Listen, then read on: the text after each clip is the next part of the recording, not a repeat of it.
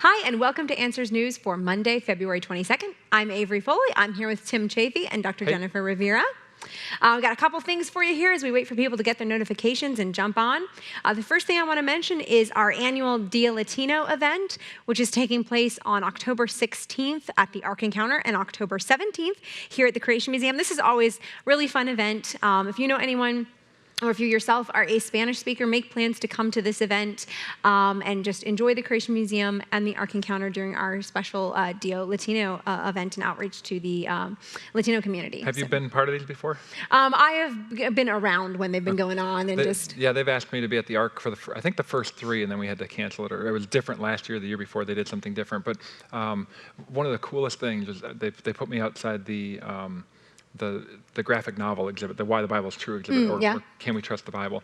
And one of the coolest things is that sometimes the parents didn't speak English at all, but the kids did. And so the kids would walk them through the exhibit, and they would read everything to the parents and translate it. Oh, that's and so the neat. Kids are the ones who are sharing the gospel with their parents, which that's that was really really neat. cool. Yeah. That's really neat.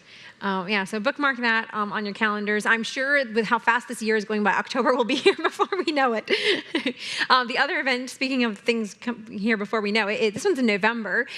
Creation College Expo taking place November 4th through the 6th down at the Answer Center at the Ark Encounter. If you are a high school student or you have high school students, this is a great opportunity for them to sort of check out some different colleges. And all of these colleges are on our Creation Colleges list. So they take a stand on biblical authority, on the age of the earth, literal Genesis. So it's a great opportunity to kind of see some of those schools and to know that they're going to take a stand on biblical authority. And your student receives free admission to the Ark Encounter. So that's pretty cool as well. So you can register at creationcollegeexpo.org. The event is free, but just register so, obviously we can know how many people are coming for that event.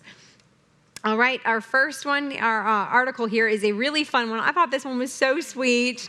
104-year-old Colombian man completes his Ph.D., credits lockdown for keeping him home to work. So this man, Lucio, I practiced so hard so I could say. Caicedo is from Colombia, and he finally has had time to complete his PhD now that the lockdowns. And I have to say, when I'm 104, I hope I'm busy enough that I don't have time to get Right, was he not home done already for some of this time? Right, like this is so cool. But yeah, he started his PhD 30 years ago when he was at the age of 73. And he finally got time to complete it, and now he has a PhD. The best part is that finalizing his thesis required solving a final mathematical problem, so he had extensive time to ponder it. Work, yes. If you're working on a mathematical problem that takes more than like 10 or 15 minutes, forget it, okay? You're never going to use that in real life. Part of a program where you have 30 years to complete your PhD, so. Yeah, that's amazing. He earned his master's and his bachelor's 70 years ago. So good for him. That's impressive. He's an engineer is what he does. And his PhD was about determining the maximum amount of water that can sustainably be taken from a river for energy and other purposes. So pretty neat. That was kind of a fun, feel-good story for that one. All right, this next one comes from Scientific American.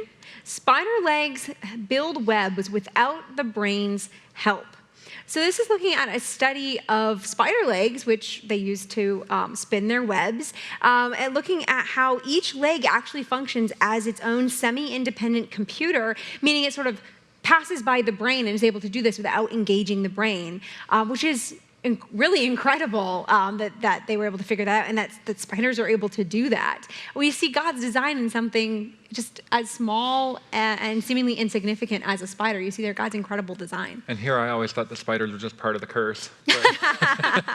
No, they compared it kind of like to our, when you get your knee, right, the reflex tested, and yeah. that your brain doesn't even have to register in order for that to react. Yeah, they said in the article walking also kind of bypasses the brain as well because you just do it so much, I guess. It certainly does for some people when you see them.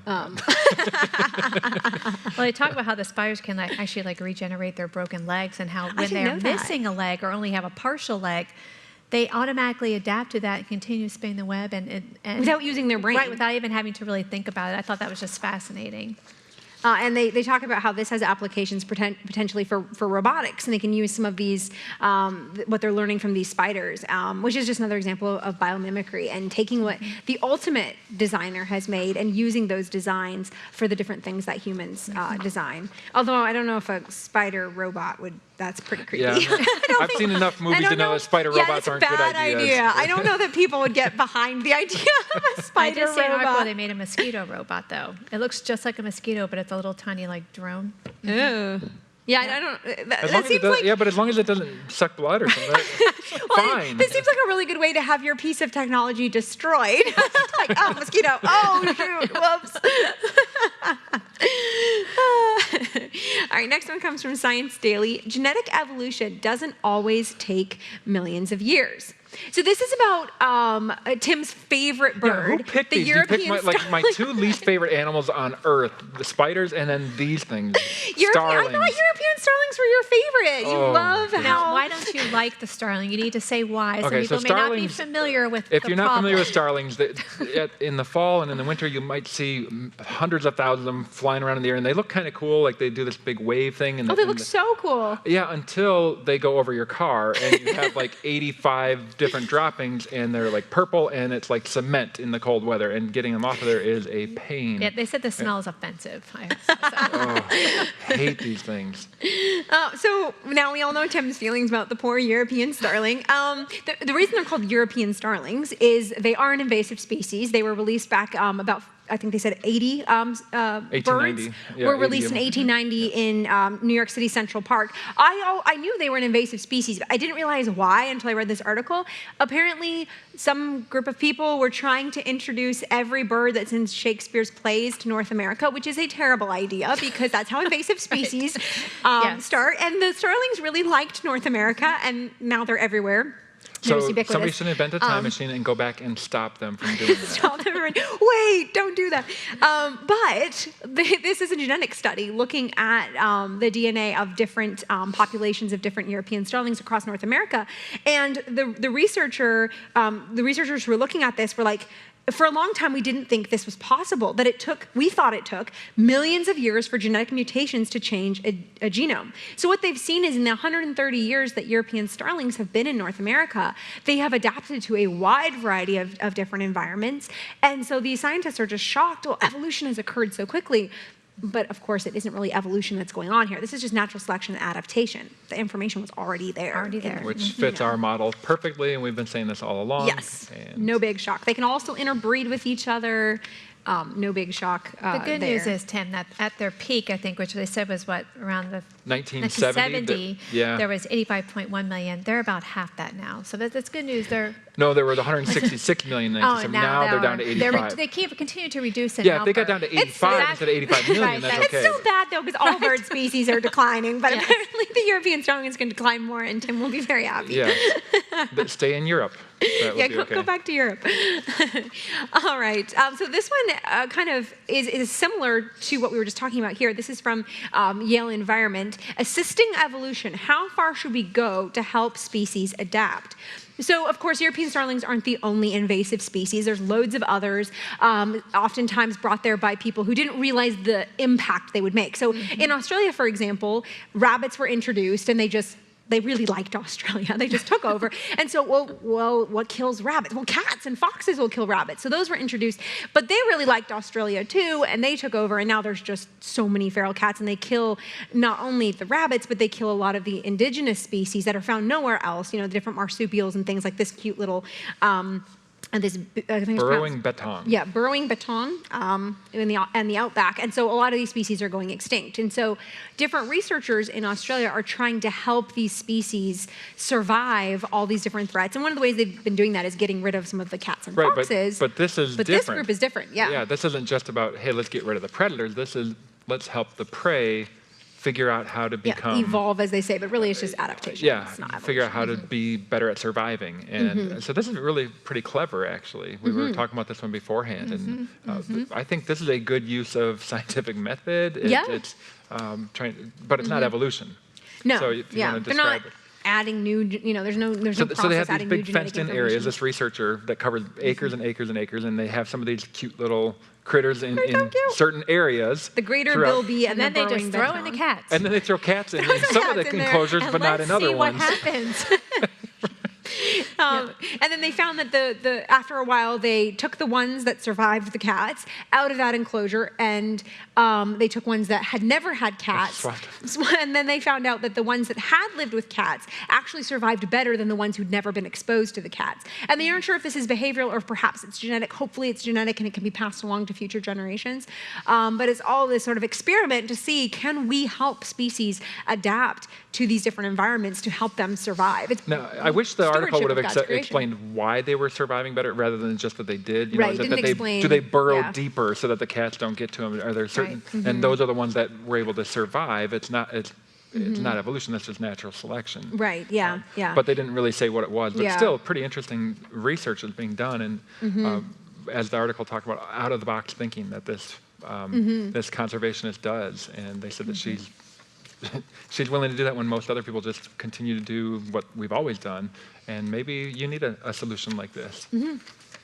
Yeah, they go on to talk in the article about corals and how they're crossbreeding different corals to try and produce corals that are hardier and may survive a little bit better to try and restore some reefs that are dying out, things like that. And they call it assisted evolution, but really it's just assisted natural selection. Artificial selection is really all that it is. Right, nothing's changing kinds here. It's just Right, yeah. coral being coral and, cats being cats. And So all the same 47 thing. square miles, that's how big this enclosure I is. know, they It's said huge. It's a very big enclosure.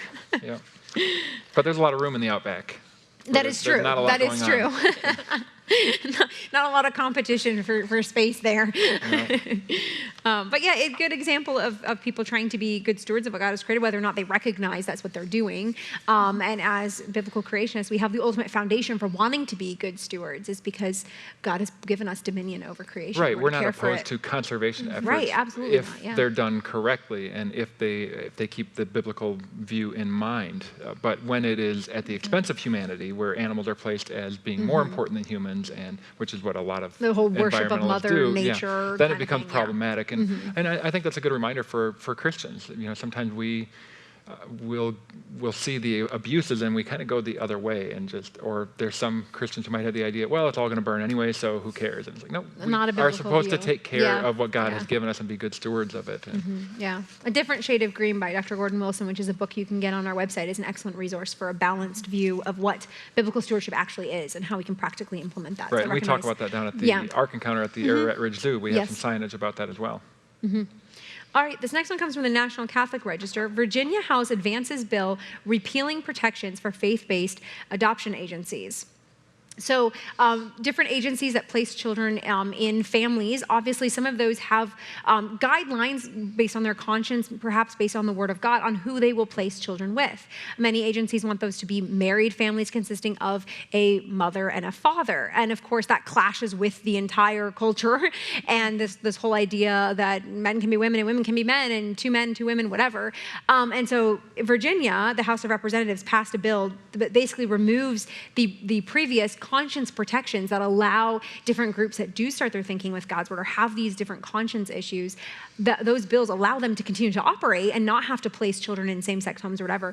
And they're trying to repeal those protections. And when you think about the thousands of children, they even talked about with 8,000 families or children that they've placed. When you think about all those children there now won't have those organizations. Yeah, there's behind them. 8,000 faith-based Right. adoption agencies in the U.S. And Huge group. why can't they have a conscience about that? There's plenty of other agencies out there that could easily, adopt to Right. these other types of families. Because it's not about equal access. This is how it's always sold, that when it comes to the baker who's forced to make a cake for LGBT wedding or something like that.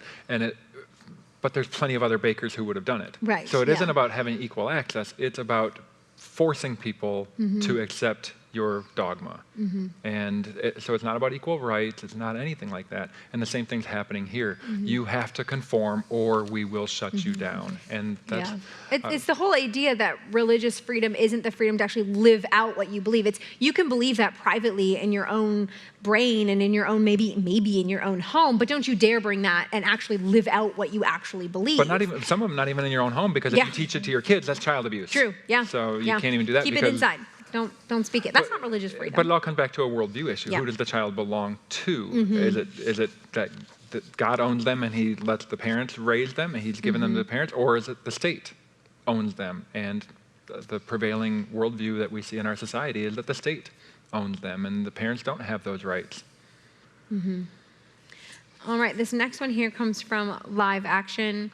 Indian court orders abortion on teen girl. The fetus wouldn't wish to be born.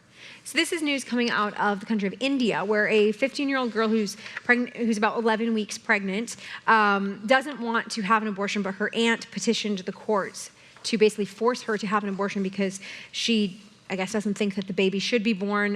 The father of the child is in prison, and she doesn't think that the baby will have a good life. This girl will be able to care for the baby. All that. The girl does not want one, and the higher court has said yes, she has to have an abortion because if the child could make the decision, they wouldn't want to be born. Right.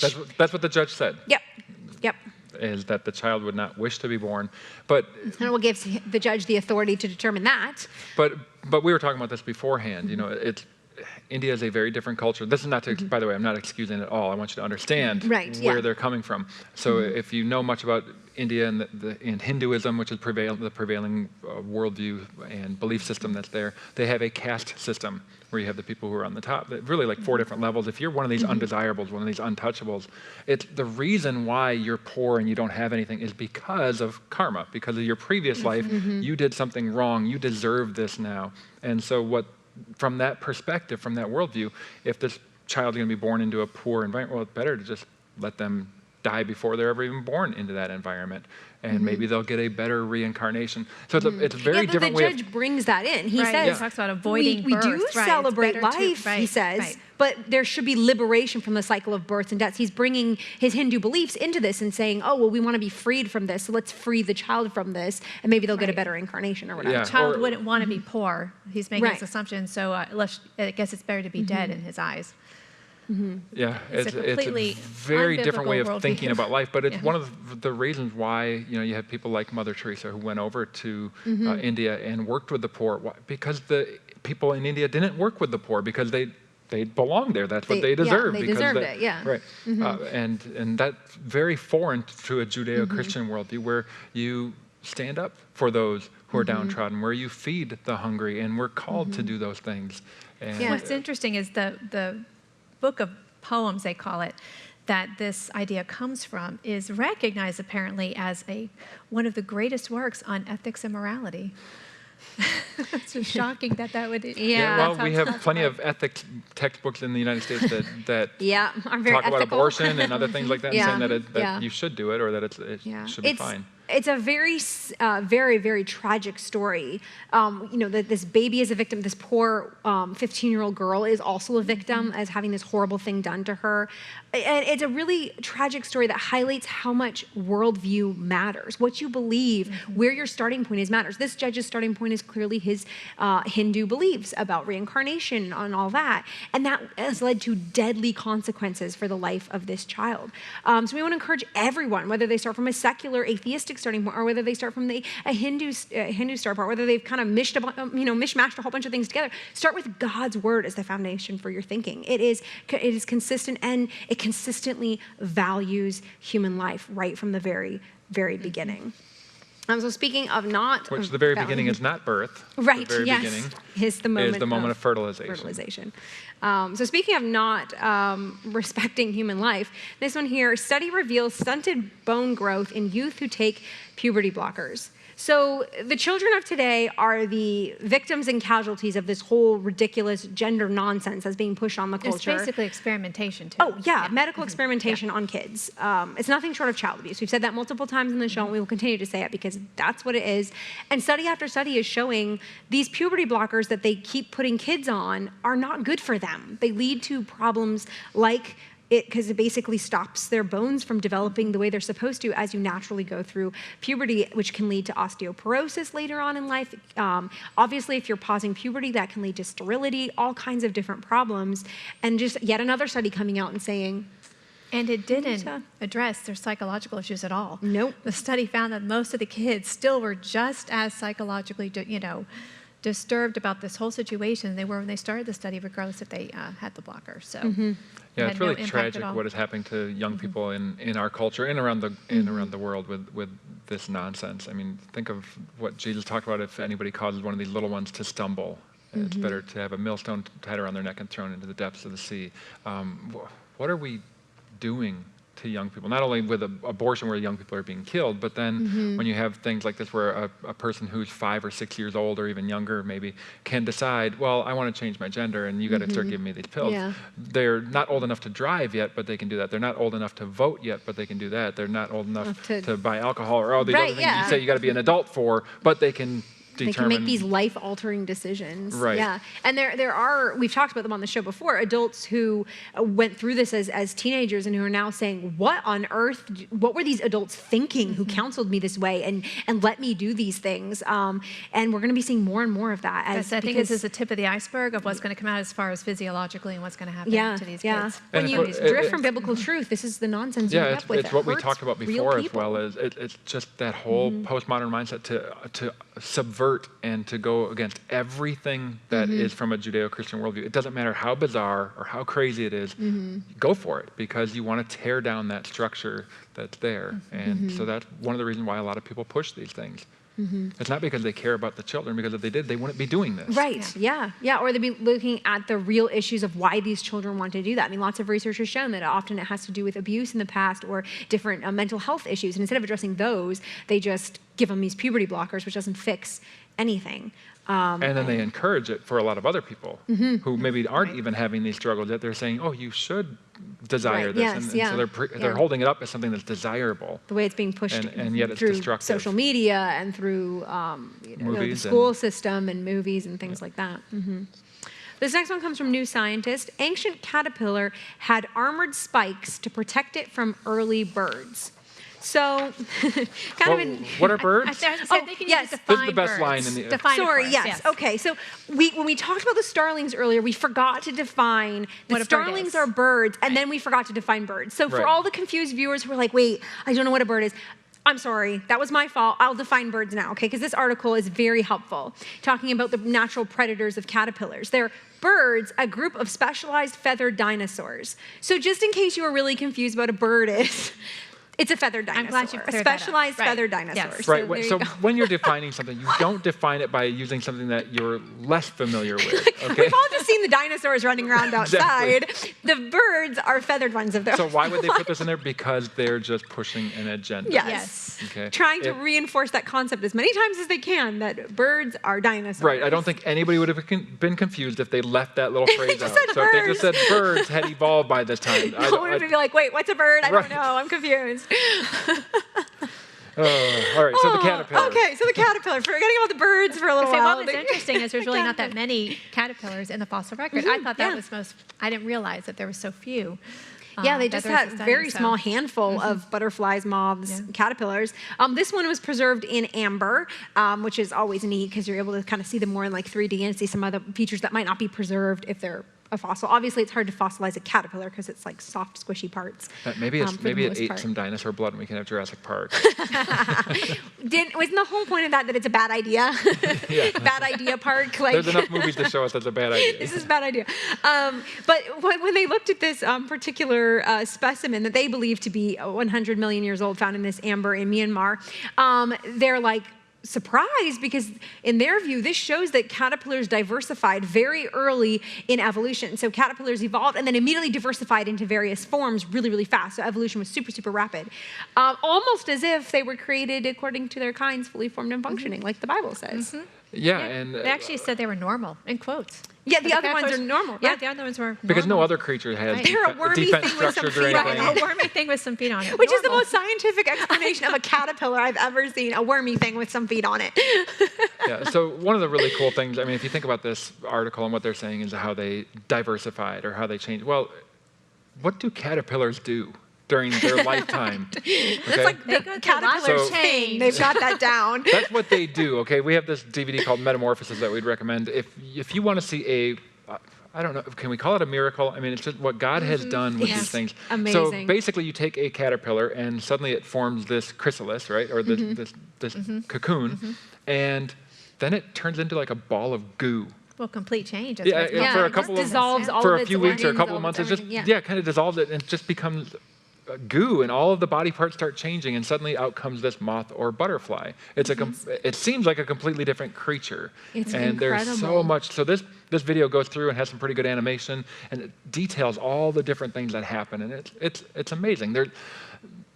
Evolution cannot explain what happened. I mean, they can't explain any of these changes that take place, but something like this, something so It's drastic so within the lifetime complex. of one creature Yeah. that happens before our eyes, you want to talk about diversifying fast.